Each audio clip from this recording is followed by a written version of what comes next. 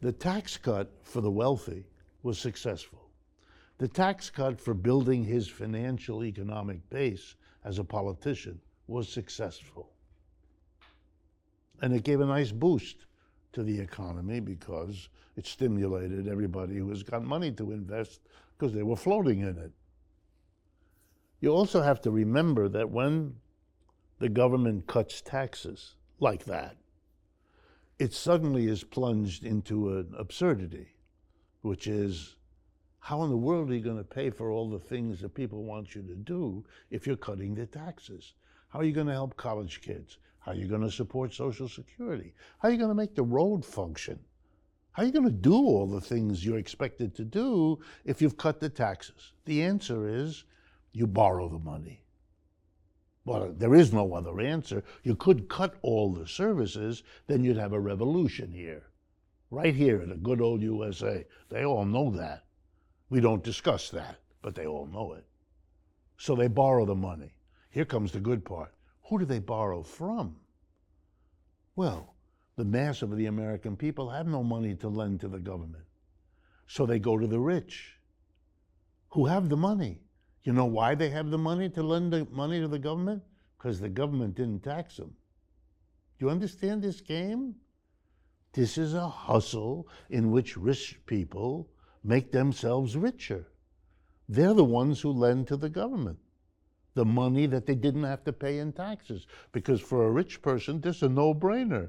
Which would you rather be, taxed or a creditor of the government? Oh, I'd rather be a creditor, which they are. Where else does the government get the money when it borrows? From other countries. The United States is the biggest debtor country in the world. Nobody else is close. I didn't realize that. Yes, we are, and we have been for a long time. I would have guessed Greece or something like that. No, not at all. It's right here. We are in debt up to our eyeballs. But here's the best part, and your audience will enjoy this if they have a sense of humor. The second biggest creditor of the United States, the first one, Japan.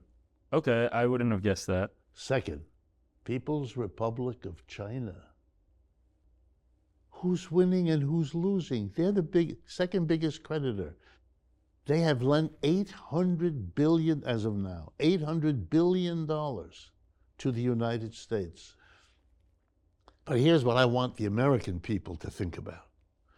If China owns $800 billion of US debt, which they do, then of course the United States, as the borrower, has to pay interest for the money it borrows, which means that you and I and everybody else gets to pay taxes every year that go to Washington, where they don't fund our roads or schools or hospitals.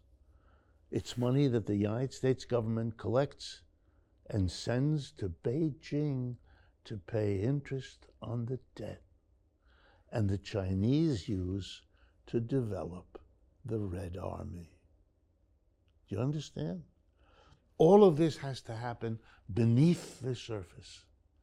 Because if Americans understood what I just said, they would realize that beneath all the reality is the opposite.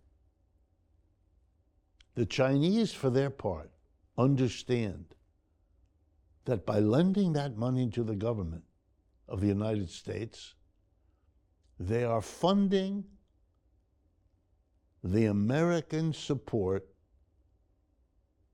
for Ukraine, even as the Chinese are on the Russian side in that same war. You understand? That's the reality of the economic of capitalism. Now back to this Trump thing. The war against China was intended to slow its development. It failed. It was designed to get a different politics in China. It failed. In fact, everything it was designed to do, it failed. Didn't do anything.